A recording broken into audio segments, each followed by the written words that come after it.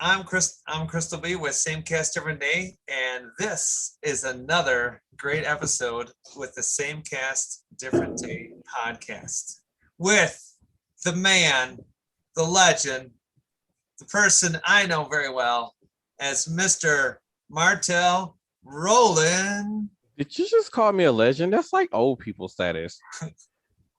I'm not that old. I refuse to be called a legend. That's like old people. Oh my goodness. I was just trying to have a little fun with him, by the way. Welcome in the Same Cast Different Day, everyone. I'm your co-host, Crystal B, the man that runs this operation, Mr. Martel Roland, everyone. The man that runs the operation. I guess that can work. I guess that can work. He's the CEO. Just remember, he's the CEO. Well, thank y'all all. Thank you. They got a wine kicking in already. Thank you all for tuning in to this episode. So today I'm going to talk about some things that went on with me this week, and also later on in the podcast we have a singer, songwriter, and producer, Matias. Join. Well, I did an interview with him earlier this week, so maybe you'll be able to hear that later on in the episode. But to start things off, so Tuesday I did the interview with him Tuesday, and then Wednesday I played hooky from work, and we went to Green Bay for the first day of training camp for the Green Bay Packers. And guess who showed up? If you don't know who showed up, Aaron Rodgers, and I believe Randall Cobb was there too. So it was quite a sight. And I got to be on TV twice on two different networks. So it was pretty awesome. So I think we was on Fox 11 in Green Bay. Yep, that's correct. And then we was on TMJ4 in the Milwaukee area. My cousin Dewan, he was heckling the players, so like they was grabbed like the bikes and was riding to like across to like the practice field, and he was like literally heckling everybody who had walked past. It was hilarious. There were these two rookies, I forgot their names, but they didn't want to ride the bikes, I guess. So he was making fun, like, no, go get the bike. Y'all think y'all too good to ride the bike? Go get a bike. Show these kids some love. Go get a bike. He literally heckled them until they went and got a bike and rode a bike to practice. So it was a very eventful and yet fun week so far. Because I have my cousin from Phoenix and I have my cousin who stays out in Seattle, Washington, who are both here this week. So it's been quite a week so far. I believe I need to post the pictures. There's some pictures already on my Instagram of Aaron Rodgers during practice. I think I put some videos on there on TikTok also. So make sure y'all check out those videos. One thing I do want to put out though, would you guys please stop with the I can't believe you was out there and all them crowds of people and nobody was wearing a mask. I was like, first of all, people, okay, I'm gonna need y'all to get this straight. Out of the whole entire state, there's only 900 people that's hospitalized with COVID, and majority of those people that are hospitalized are people who are not vaccinated. So please shut the hell up when it comes to talking about me being out in public with a no mask on outside. Just shut the hell up, okay? Yeah, I mean, yes, that is very true. You should just be on it. Just, you know what? Take care. Just if you choose to, get vaccinated, and we always here at Same Cast Different Day recommend that you do get vaccinated for your safety, not just of yourself, but everybody around you. The people who can't get the vaccine, that's why it's so important to get the vaccine. And that's true. And so, you know what? When you're out and about, you take precautions and you try to keep distance from other people that you might not interact with all the time. And that's a normal protocol by all means. Before we had COVID, there's people that didn't know other people and it was the same routine. People just didn't hang out with other people. So this routine's never changed, just that now it's more, more standard procedure now. I mean, by all means, but I think that pretty soon, if we wear the mask for too long, a common cold is going to kill us. Because we're not allowing our bodies to be exposed to certain bacteria and germs that where our bodies learn how to fight these things off. So, I mean, eventually we need to be able to just have to go out in public with no mask on. To be honest, I understand, like in Japan, China, they do that where they actually, when you're sick, you wear a mask, but you're already sick. You already have the flu, you have the cold, and this is a way to prevent it to spread. Exactly. I understand. that's to me, I don't know why that hasn't been protocol for years, a long time ago, since we were kids. Why wasn't something like this out and about and out for, really general public saying, hey, by the way, make sure your kids are sick. They gotta wear a mask for a week or 2 weeks or whatever it is, Exactly. Well, I mean, if I get sick or else get sick, I'm gonna tell them wear that damn mask. Put that mask on. Just wear it. Exactly. Why is that so freaking hard? Just wear the freaking mask. But yeah, people were giving me so much flock. Like even when I was down at the NBA Finals game where the Bucks won a championship, people was giving me so much flock for being out there around all those people with no mask on. You got to think at that time there was close to over 100,000 people in downtown Milwaukee, and out of that time period, within that 1 week time period, out of over 100,000, 900 people tested positive. So at this point, it's not a big worry for me at this point. Like I said, people who are vaccinated can still be carriers. Yes, that is true, and that you can still carry it. But at the same time, the whole point of getting vaccinated is that if you were to get the virus, you don't end up in the hospital on life support. Facts. These are all true facts. These are all solid up facts. And speaking of, none of the Packers was wearing a mask when they were on the practice field, people. So, hey, get your shit together. I mean, to be honest with you, one of the baseball players for the Milwaukee Brewers, Kristen Yelich, actually just tested positive after having both shots. I don't know which one he had. Again, Pfizer and Moderna. But he had them. I mean, he still got test. You could still get it. Okay. Yeah, you can still get the virus, but it's like, far as like the symptoms is very minimal. So it's like almost like you don't feel any symptoms at all, or it's almost like having a common cold. You may get coughs and sneezes, cold, might feel a little run down. Right. Alrighty. So before we get too far along, I guess we should get into the interview and let the interview play. We should. So, ladies and gentlemen, singer, songwriter, and producer Matias is talk with me. So here you go.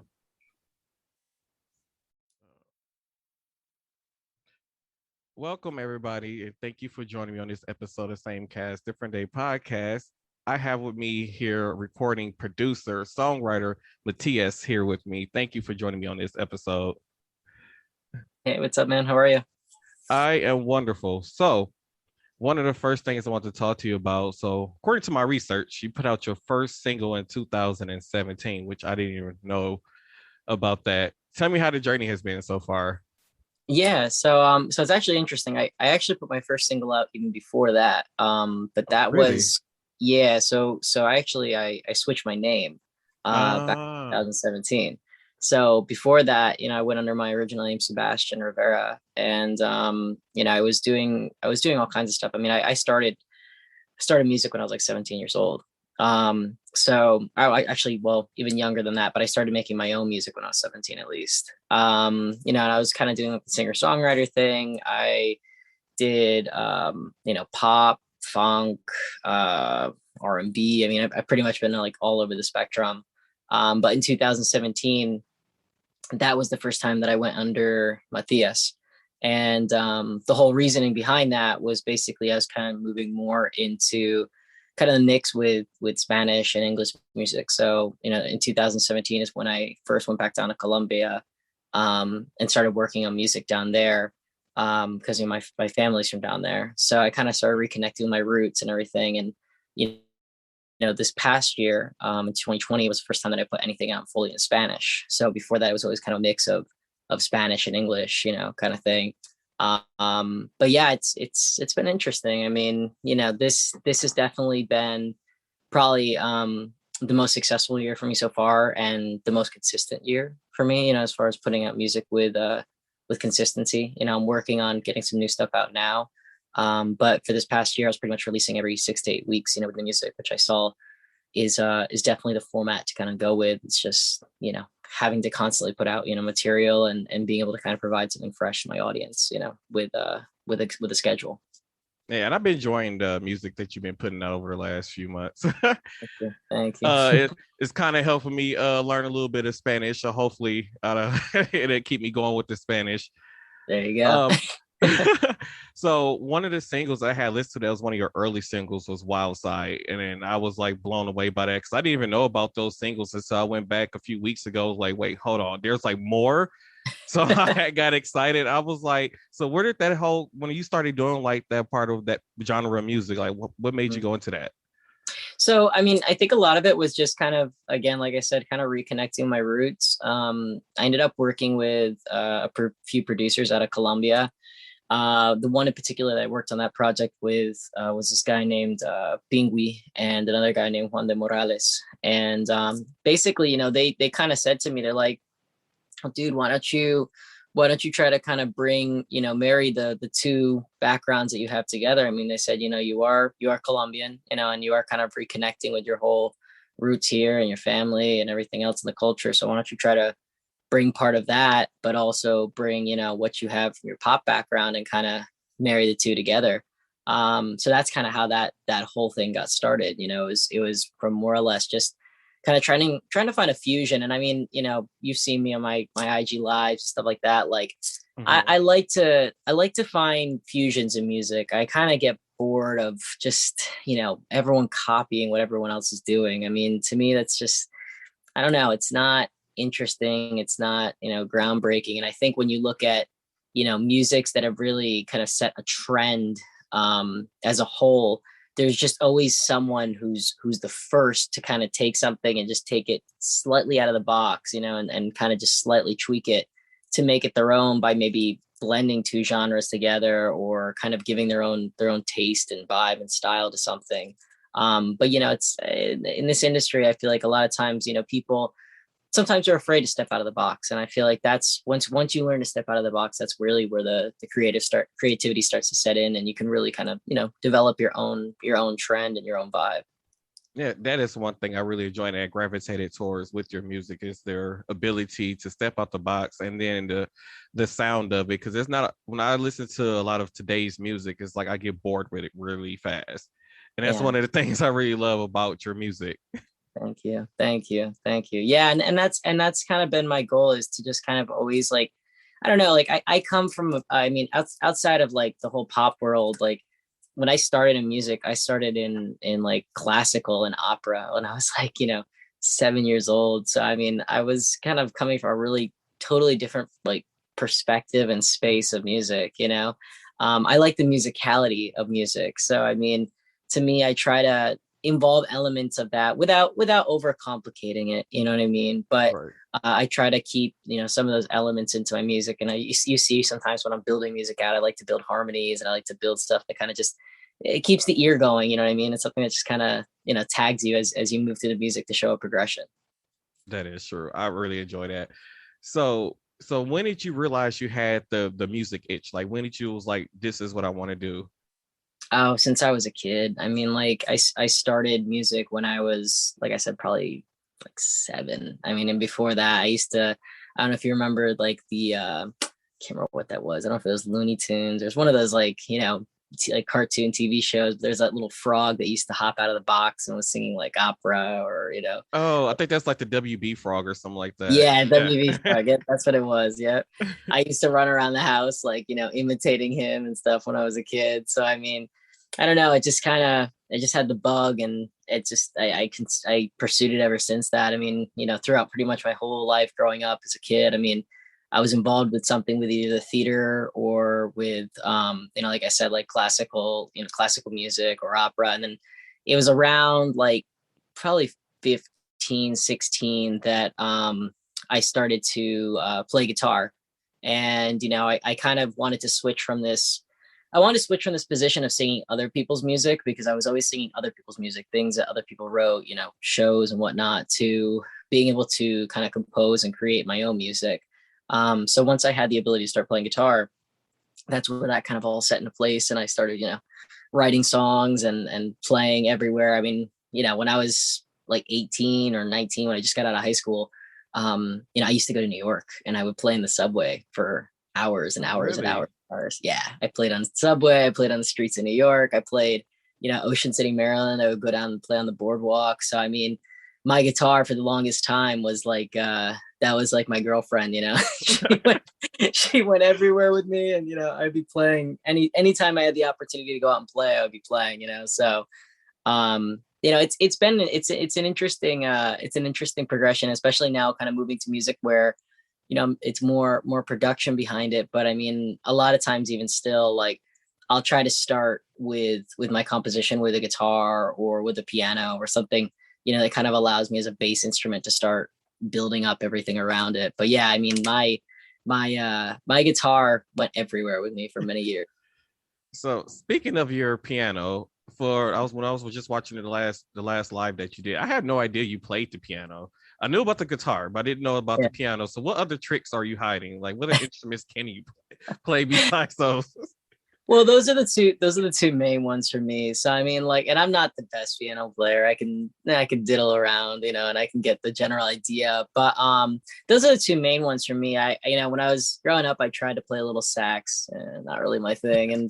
And drums, forget it. I'm horrible. I can't. I don't know why, but I can't play them at all. And I mean, sometimes I can program them, but it's like, I don't know, something just doesn't compute. And it's interesting because even some of the guys that I work with, a lot of times will, when we work on productions together and stuff, like, I'll end up coming up with really cool top line melodies or coming up with cool chords or progressions or stuff like that. And that's where I excel. But then when I ask like them, they can come up with really dope, like, bass and drums. So I think sometimes people just they have a gravity towards one or the other, and those who can really excel can do both, you know what I mean? But I've noticed a lot of times it's like, you always find one person that can kind of complement the other when it comes to producing music. So I mean, that's why I've always personally have been a big fan of collaboration as well. Speaking of your collaborations, I love seeing you collaborate with like other writers during your Instagram lives, and then you actually take advice, actually use some of the advice too from like the people who's like writing in the comments, and I really enjoyed that. What made you start wanting to do that, especially on Instagram Live? That was something kind of new, honestly. So I mean, I just kind of started saying to myself, I mean, I'm like, you know what? Let me kind of just put stuff directly out to my public. You know what I mean? Because I mean, at the end of the day, like, the people that are on my Instagram and the people that are watching me are the people that are consuming my music. So why not then let them be a part of that, whole process? So I said, why not? I mean, it's rather new to me even still. I mean, this is only in the past couple months that I've really been doing that, but I like it. I mean, it's cool. It gives me honestly like direct automatic feedback. You know what I mean? At the end of the day, like I said, the people on there are the ones who consume my music. So I figure, hey, if it gives them an opportunity to feel like, part of the collaboration process, that's awesome too. And, when I'm working with other writers and stuff, it's, I think it's kind of neat because to me, it's like, imagine like, the first car being built, but imagine being able to kind of stream that to the world and let the consumer almost be part of that. Imagine how much that can streamline or could have streamlined the process. Like maybe there could have been an input from someone halfway across the world that said, hey, you know what? That chair doesn't look exactly right. Maybe try to angle it, this way, 15 degrees or something. And I mean, I think when you have kind of this open network and this kind of open environment behind things progress faster, and things can actually improve faster. And, I'm really big into like, tech, and I'm really big into just business in general too. So, and I read a lot of books, and, one thing that there's been a lot of talk about is just, open networks and, name skipping right now, the actual formal name of it. But anyway, kind of this open network communications, they do allow for things to develop much faster than keeping things kind of closed and private and, kind of elusive from everyone. So, I figure it's a different and interesting way to write. Yeah, because from watching your lives, I never knew how much production goes into like producing a song. Like I've seen it from the aspects of where everything is kind of like already put together and a person was just going in like, I just need to do these lines. But seeing you do it from scratch, I was like, wow. Yeah. Like I never knew how much work goes into producing a track. Oh yeah. And then to see you like you like, oh no, that doesn't sound right. And then you go back and like we see you do like 10 or 15 takes one time during one of your live sessions. So I was just blown away by how much production goes into, producing a track and you letting your audience see that. I think that's like a a big plus, because not a lot of artists let their, you know, their audience see, or their listeners, people who's buying their music or streaming their music, listen and see that part of the work that goes into producing the music for them. Yeah, and I think that's kind of cool too. I mean, like I said, I think a lot of people, you know, they kind of want to keep that part more elusive and kind of more mysterious. But I mean, I don't know. At the end of the day, like the way I look at it is, again, I think it's nowadays more so than any time before this. I mean, you know, your audience wants to be able to see the process, you know, and it's like I go back to my point. I mean, you know, we never had a point in time where we could so directly and immediately be able to share this process that we go through with our audience. And I mean, I look at people even like, you know, a guy that I've been watching for a while is Gary V, or Gary Vaynerchuk. I don't know if you heard of him before. But you know, a friend of mine actually, he who shot my first music video. He's actually that guy D-Rock who works with him, so he shoots all of his stuff now. Yeah, so ironically enough, when he started working with him, I started following him. But you know, he even talks about that process a lot, and he kind of, you know, he's very, one thing that he says that I really appreciate, and I think I really gravitate towards, is he's like, you know, don't filter yourself, just document everything, record everything. And then if you want to filter out into bite-sized clips for, you know, whatever platform it is, then you can filter. But I mean, if you immediately start filtering yourself, and you immediately stop kind of like the creative process from happening because you're worried about what someone's going to think, or what someone's going to say, or what someone's opinion is of something, you're limiting yourself at that point. You know what I mean? So I mean, I love the ability to kind of be able to go on live, and okay, if I mess up, I mess up. I mean, we're all human, right? So, Right. but I think a lot of artists don't want to show that part. You know, they're afraid to show that part because it is a personal thing, and it is like opening up your life, you know, to what's going on with your behind your music and everything. Like, because this, you know, I think the creation of music is something very interpersonal, you know what I mean? Because you're essentially allowing expressionism coming out from yourself, you know, and putting that out to the world. And I think everyone wants to just see feel like they see the final product. But like you just said, I don't think a lot of people know how much goes behind it, and how much, you know, actually goes behind creating that song. So I think it also now, for the audience, kind of develops a higher sense of appreciation for music, you know, because I think most people, they hear a song, I don't like it, or I like it. You know what I mean? So, but they don't understand, like, you know, people are spending hours and hours and hours and hours in a studio developing these ideas. And I mean, so even if I find a song that I'm not necessarily a fan of, I'm not going to necessarily trash it right away either, because I know that there was hours and hours and hours spent behind creating that piece of music. Whether it's my taste or not is, you know, is subjective, you know, but at the same time, like, I know I can appreciate the value of what went into that, you know? Right. I can understand what you're saying about the appreciation of it, because I believe the last single that you had put out, I remember you watching you on Instagram Live working on that single. And then I had no idea you was actually about to drop a video to it. So I started seeing the clips. I was like, oh my God, it's like, it's about to hit. It's about to hit. I was so excited. So I understand what you mean by the appreciation of the fans or the listeners to be able to see that whole process come together. Yeah, absolutely. Absolutely. So one of the things I want to talk, I remember, I don't know if it was about 2 months ago, you were supposed to be going to a writing camp. I want to ask you about how that went. Oh, so that went really well. That was down in Atlanta. And like I said, I'm actually going back down this week. But yeah, that went really well. We worked on some new music down there. I don't know if you saw my live the other day, Libby, the guy who was on there with me, the producer. So I was working with him down there on some new material. And yeah, we got probably about 4 or 5 songs, like kind of just roughed out. So we were basically working on, you know, like just kind of finishing them up. So the idea was to kind of finish it, you know, during that whole time. But, you know, he had some personal stuff happen, and, you know, just kind of our times didn't align. So, but the idea is now I'm going to go down there, ideally finish up those, you know, five records or so, and work on some new stuff. And then also, he's going to be hosting another writing camp down there for this week and the following week. And that'll be pretty cool, because I'm going to be working with him.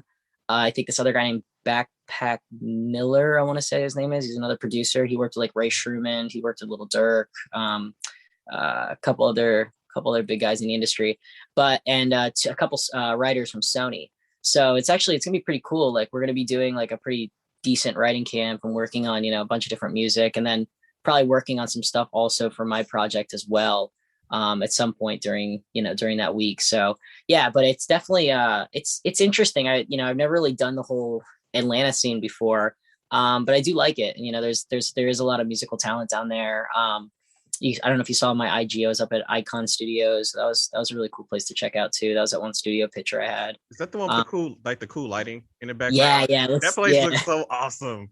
Dude, it looks like a spaceship when you walk in there. So it's really neat. Whoa. Oh man, that has to be. So speaking of the Atlanta music scene, was it like you expected when you got on the Atlanta music scene? I mean, it's different. I mean, like, so Atlanta as a whole is totally different for me. Like, I wasn't sure what to expect exactly. So I guess I didn't really have like, definite expectations, but I mean, it was like really kind of interesting because there's just from like even a cultural aspect, there's a huge mix of culture there. And I didn't really know that. So it's like, you have like a huge community of like people like Mexican people, Asian people, and then like, obviously African-American community. But I was really interested by that because I just saw this huge blend, and like, it's kind of cool because it has its own vibe from that. You know what I mean? Like same way you go to New York and you kind of get this like this whole vibe from all the cultures blending together. So I don't know. I'm always interested in that. And I think, the music that comes out of there is definitely always influenced by those factors as well. You know what I mean? So, I mean, it was kind of cool. Like, but the whole scene as a whole, I loved it. I thought it was cool. I mean, I definitely, like I said, I'm going back down. So I enjoyed myself. So what was your biggest takeaway from the Atlanta music scene? I think my biggest takeaway was really just kind of like, I don't know. I think it's more of a personal thing than necessarily like a music thing. I think for me, it really wants to push me to kind of be more in a community with more like songwriters and more producers and being around more people like that. Like I've been really contemplating the move between like Los Angeles or Medellin for a while. But then now checking out Atlanta, I'm like, this might not be a bad place to come either. You know what I mean? Because I don't know. It's interesting where I'm at here. I'm in Pennsylvania, and it's cool. It's not bad. It's calm. It's but it's not. I'm not surrounded by creatives. You know what I mean? And sometimes I feel like, I don't know, being around that creative energy and being around other people who also create and build, like it kind of supercharges you. You know what I mean? Where, I mean, here it's like I'm working on my stuff by myself, and don't get me wrong, it's great, but I still feel like, when I'm in Colombia, for example, like I go down there and I'm like, I don't know, I just feel a different vibe when I'm working with like 4 or 5 different people in a room versus just doing it kind of all by myself, So I think my biggest takeaway, like I said, is not necessarily anything directly from the Atlanta scene, but just more so kind of a personal thing of, saying, well, I think I need to put myself around more creatives, and I need to be surrounding myself more with that physical energy. Because when you compose and create and produce something in person and having the other person right in the room with you, bouncing off ideas, bouncing off a vibe, it creates a whole different kind of thing versus if you're just kind of, hanging out on the computer and doing things virtually, Right. So I don't know if it was in Colombia or it's another place you were talking about. You said had an apartment there. So were you still planning on hosting like the writing section there that you were talking about? In Colombia, yeah. Well, so I was talking to so at the end of August, I'm going to be going down to Aruba to work with I don't know if you've ever seen Omar on our live sessions, but I'm working with him. He's a producer out of Aruba, so we were thinking about going to Medellin initially to host a writing camp down there. But I think what we're going to do now is I'm going to go to Aruba, shoot the video down there, and then also host a writing camp down there. Mm-hmm. And then maybe, depending on what's going on with my schedule, come the fall, I think I might be going to Medellin and probably doing a camp down there as well. So we'll see what happens. Like I said, I'm just like kind of right now, I'm kind of trying to figure out where the next move is too. But like I was saying before we started recording, I'm thinking about LA, but I like also, I don't know, just the whole COVID thing. I'm like, I don't know if I want to head out there quite yet, but we'll see, you know. But yeah, I'm just kind of trying to figure out the direction of where I'm trying to take everything. All right. So let's just say about 10 years from now, and you're on stage for accepting Album of the Year at the Grammys. Mm-hmm. What would you think you would say to yourself? You let yourself now, if you had a chance to tell, if your future self tell you something now. I think the thing I would tell myself now is just to keep continuing to be persistent and consistent. I mean, I think that's the biggest thing with this whole thing, and to not doubt anything that you do, just to continue pushing forward, because, you know, I kind of look at a lot of things in life. It's like surfing, you know, like you kind of, you feel the wave that comes up behind you. And, you know, sometimes people, they stop paddling because they don't think the wave's actually going to crash. But sometimes that's the biggest wave that you can take. And they give up basically before they actually have the chance to ride the wave, you know? And I think that's with anything in life. Like, you have to be consistent. You have to just continue to push, because the minute that the wave's actually about to crash is probably the minute that you're so tired that you want to give up, you know, but you can't, you know what I mean? So I think that's the same thing I would tell myself now. And I think that's ultimately what continues to push me to the point where I know I'll be there one day. It's just a matter of continuing the consistency, continuing to be, you know, every day working on my craft. And, you know, things will happen. I read a lot of stories about, you know, different people who have been successful in all kinds of different fields. And that really, it's so much more than anything else. It's the mindset. You know what I mean? If your mindset's not right, you can never reach that level. And the reality is, if your mindset's not right and you reach that level, it's going to be that much harder for you to hold on to it. Because once you hit a point where you really hit like kind of a higher level success in your life, that's where the game really starts. Because it's like, how do you hold on to that? You know what I mean? How do you not let that go? You know? Yeah, that is true. Cause I think last year about sometime I was like, okay, you know what? I don't think this whole podcasting thing is going to work out. And I was like, no, let me stay at it and keep going. And now I run into you and I'm sitting here interviewing you. Yeah. Which is pretty awesome. But yeah. This whole ride has been such an amazing opportunity. Like, I've gotten the chance now to interview politicians, working on getting the city mayor to come on. So it's been a ride for me. Yeah, no, and that's the key, man. It's like anything in life, though, is consistent of the same thing. It's just a matter of being able to, again, just be consistent. If you show up every day, you have you've already beat half the people that are trying to do the same thing that you do. You know what I mean? And that's, I think people don't realize that, you know, but it's like, it's just a matter of being able to be consistent, show up, and just when you do, come in and give it your all, you know? That is true. My microphone is want to act up today for some reason.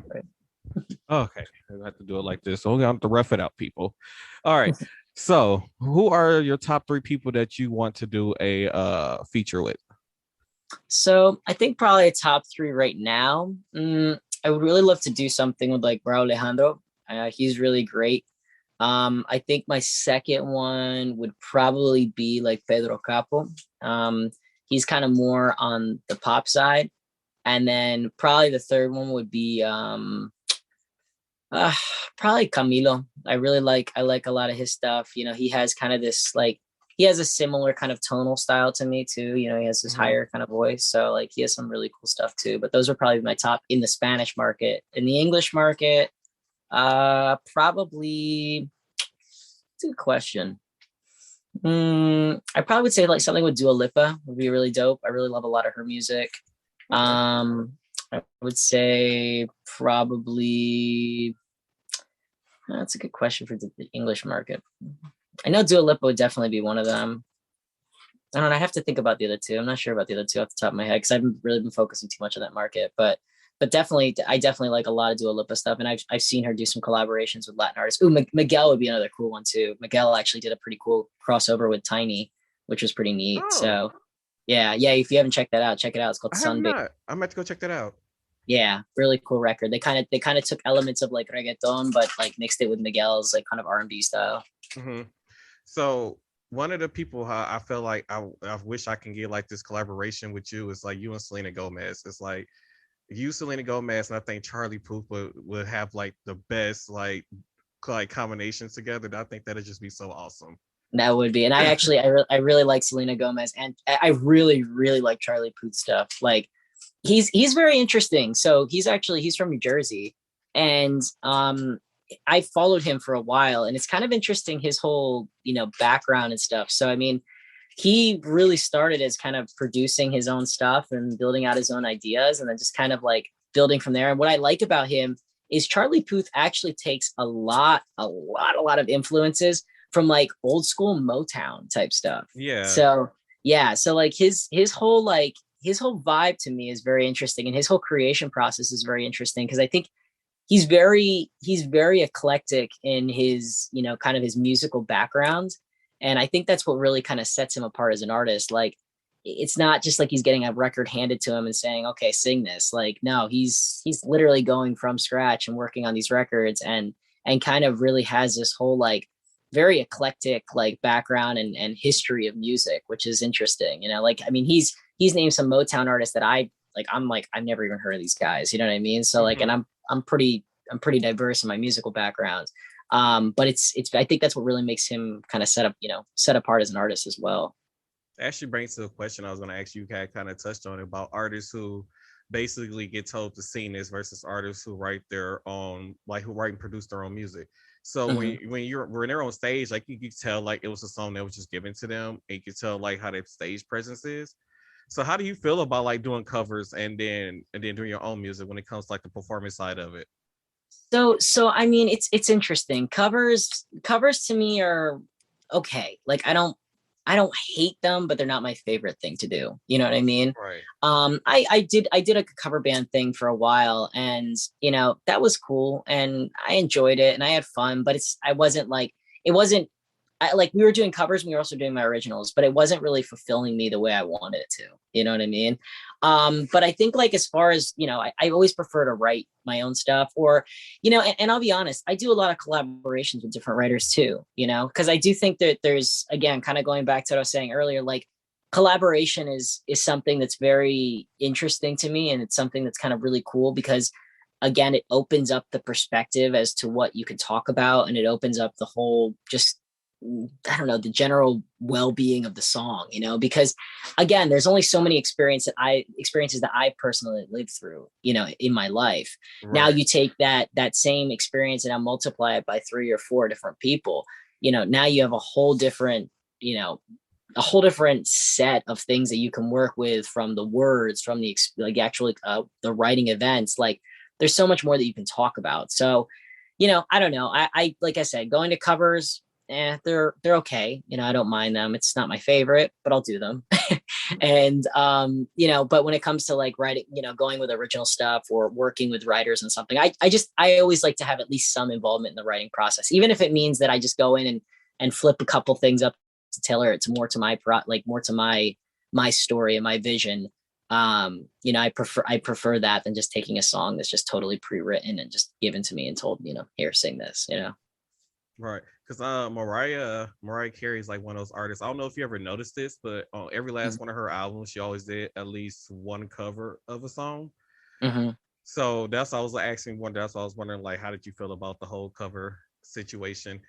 Yeah, and it's interesting because I've never actually released like a cover, and it is something I've been told to try that, and I wouldn't maybe mind trying, especially if I could take my own interpretation of the cover, Mm-hmm. And honestly, if you look throughout history, I mean, some of the biggest and, greatest artists throughout history, they started on a cover. I mean, if you look at like, even the Rolling Stones, they were literally just playing loud blues music.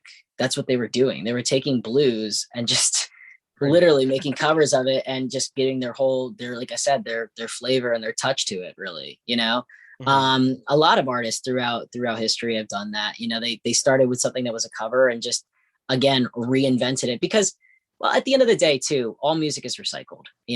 Music, pop culture, everything that you see, it is a recycle of something that's happened in the past, maybe just distant enough that people have forgot about it already, you know, or distant enough that the new generation has forgot about it. Because I'm even seeing it now. I mean, look at all the music that's coming out now that has all this like 70s and 80s type vibe, you know, like for our parents, you know, that's something that's familiar. But I mean, for a lot of, you know, kids who are, you know, anywhere from 15 to, you know, the primary market for most artists is like, let's say 15 to 25. They never heard 80s music. Maybe they heard it a little bit with their parents, you know, playing in the house, but that's not to the capacity of what they have it now. And not even to the capacity of probably, you know, what even our generation, you know, being millennials, like have seen, you know what I mean? So Yeah. it's very interesting. Everything just gets recycled and kind of, you know, upcycled, shall I say, you know? So oh, that's why I'm so against people using 70s and 80s music, especially from this generation, what the artists that's out now, because I just feel like they ruined the music because it just doesn't sound that good. it's a reinterpretation. I mean, Yeah. that's what it boils down to. It's like, you know, they took, I mean, you know, look, can I compare a record by like, you know, Dua Lipa to like, you know, Earth, Wind and Fire? No, it's just not, it's not the same thing, man. You know what I mean? Like, you know, you can't put them in the same category. But again, like in my personal opinion, do I think it's bad? No, I don't think it's bad. I think it's someone that's now taking their personal touch and taste onto something and just kind of applying it. But do I think that it's something that I'm like, you know, would I prefer to still listen to Earth, Wind and Fire? I mean, yeah, you know, I think that they've created something that's a classic. But again, I think it all comes down to opinion, right? Because if you really think about it, what makes a song a classic? You know, what makes a piece of music something that defines history? You know, because like I said, even if you look at like the Stones, going back to that example, okay, well, they became a classic, you know, they became a classic group that just known throughout history, but did they really reinvent anything? No, they took blues music and just made it louder and faster. I mean, that's all they did. I mean, so, yeah, pretty much. Yeah. So, I mean, you know, is that within enough of a definition to say it's became a classic? I guess, you know, it depends on what pop culture states and what the general populace states, you know what I mean? So it's interesting. I mean, you know, but again, music is all, what I love about music is it's all about opinion. You know what I mean? It's all like all based on taste, you know? Yeah, because with your music, to me, it sounds fresh and new, and it's not like what I'm hearing today. Because when I turn on the radio today, like I kind of hate turning on the radio today because everything kind of sounds the same. And then when you produce your music, like I don't hear that. Like it's always something new with each single that you have put out over the last few months. So that's how I really enjoy listening to your music in the direction that it's going in. And speaking of, when is the next single dropping? So that I'm still trying to work on. That's like that. So it's weird. So this is the first time in a year, basically, that I didn't have something within like 6 to 8 weeks. And I think I just kind of needed a little bit of a mental like pause, you know what I mean? Because I was getting a little bit burnt out. But you know, I'm working on stuff now. So like I said, I'm working on this record. Hopefully we will be shooting the video by the end of the month. So maybe September, you know, probably I would say September or October at the absolute latest. I'm trying to get something out before that. I'm thinking about maybe just putting something kind of out off the cuff kind of thing. Nothing with a huge release behind it, but we'll see. I'm working on it. I know I took a little pause, you know, because the last one was back in June, but you know, also to just be 100% honest, this is my summertime. This is the one time I get to come up here and, you know, spend some time with family and friends and stuff. So I'm just like, you know what, I got to also enjoy my life. So, that is true. It's just that I've been on the edge of my seat waiting. Yeah.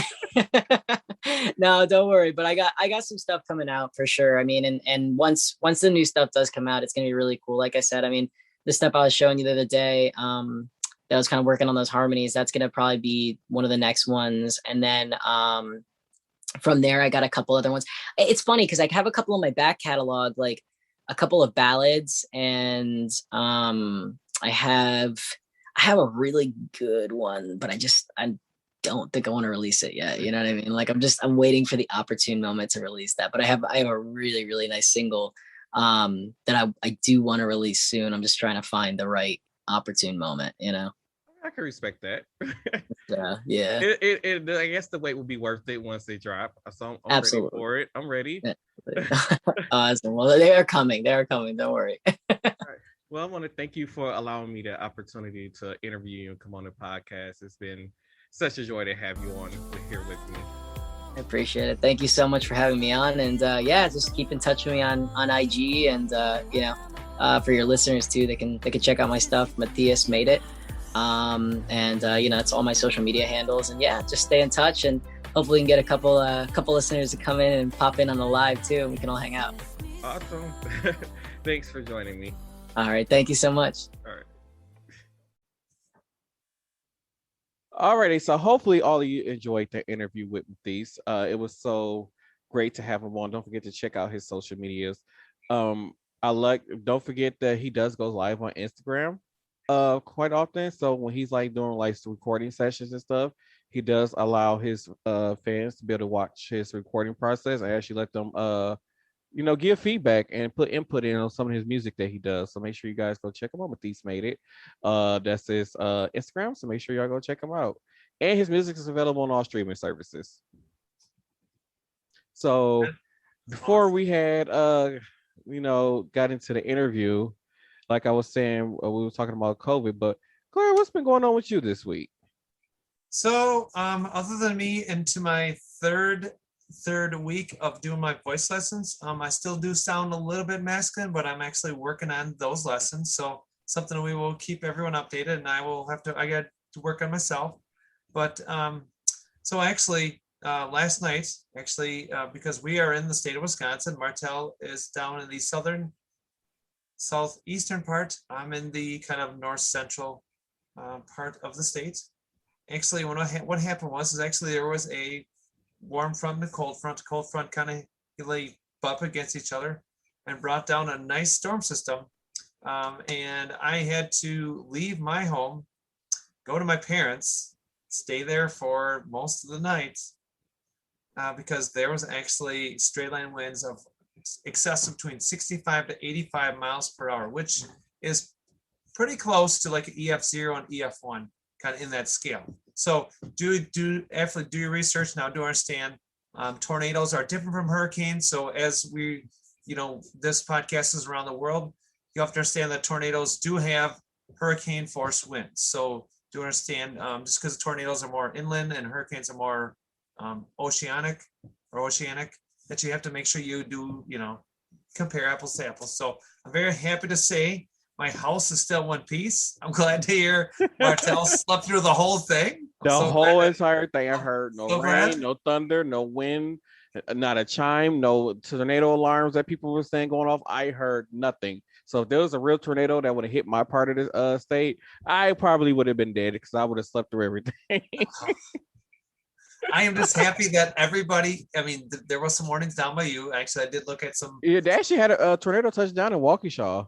I did see that. Yep, I did see that. They had possibly in the state, I think right now we're up to like 4 tornadoes in the state so far. So we're talking from like around I think it's 90, yeah, Interstate 90, kind of up by the Twin Cities there, kind of up north, kind of just past Eau Claire, Chippewa Falls. Mm-hmm. And it was amazing how there was like an EF1 or 2 up there, and it worked its way down there, and it started stalling. It was going real fast. It started slowing down. Well, when things start slowing down, you have to understand things get really crazy kind of quick. Things can get really out of hand really quick. The problem was Mother Nature doesn't know how to channel her anger when all she needs to do is go drink a glass of wine and be happy and stop doing all this angry stuff. Like for instance, Texas, Arizona, and Louisiana, please come up here and get your weather. Once again, we don't like it. It's too damn hot. I don't like it. Come get your weather. I don't like it. I understand. I got to walk around with swamp butt all day. I don't like it. Come get your weather. I'm just saying, it was so hot. Oh my God. Like, it's like soon as I step outside, instant swamp butt. That's just how hot it's been. I don't like it. It just needs to go away. and it's so humid. I mean, I work inside a building too, and it's so humid. You see, It's like, you're lucky you ain't had swamp butt at work. jeez, no, I don't have that issue as a lady. I do not. So no, I actually no, I do not. But I mean, yeah, I could. I'm not saying it's possible, but you know, I'm just saying, Texas, come get your weather. I'm tired of swamp butt. That's all I'm saying. It's a lot. Just come get it. We didn't ask for this. Just like y'all didn't ask for snow, we didn't ask for this. Come get this stuff. you know what, everyone, I love how he actually says it. It's like, get it out of here. We want our 70s and 50s. Thank you very much. Yes, like to me, the perfect day is 76 degrees, a blue sky with no clouds. That is like the perfect day for me. I don't need it no hotter than that. You know, some nice white puffy clouds would look pretty, you know, by all means. But you know what? It is pretty interesting. Now, you know, when you talk about temperature change, and this is one thing actually we talk about like storms and what happened last night. It's funny that you know, if you were to take the same temperature that it is right now, it's probably in our 80s right now, pushing almost 90 like normal for July, which normally it doesn't get warm. Now we are at the tail end of July, which is normally where kind of a mid-July will start warming up. In August and September, usually where it stays pretty steady till we start slowly. It gets hot here though, but it don't get hot where it stays in like the 90s like this for like this amount of consecutive days. No, because I think we went like 4 or 5 days where it's like 90 degrees straight, just swamp butt everywhere. Everybody walking around with swamp butt. I think that's why girls be wearing sundresses in the summertime, because they be having swamp butt and don't want nobody to see that swamp butt. That's what it be. Everybody walk around with swamp butt with this weather. God damn it, take it away. September will come. But so there's other parts of the state where you can go into different parts, like towards like one of the Great Lakes, like Lake Michigan.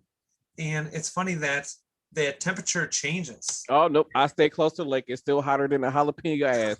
It's still hot. Nope. I live close to the lake. It's still hotter than hot. No. So once you head more north, okay, way north of Milwaukee and Sheboygan, and up towards the wine country up that way. Drink to that. Wine country, as Mr. Martel, we gonna maybe try to see if we can squeeze it in this year. We'll see what we can do. I don't know. Wait, it's a winery here? There's actually a winery and distillery in my city, actually. Whoa, you didn't tell me this and I was there already? How dare you? There's a winery and distillery. How dare you not tell me this? No, I love my wine.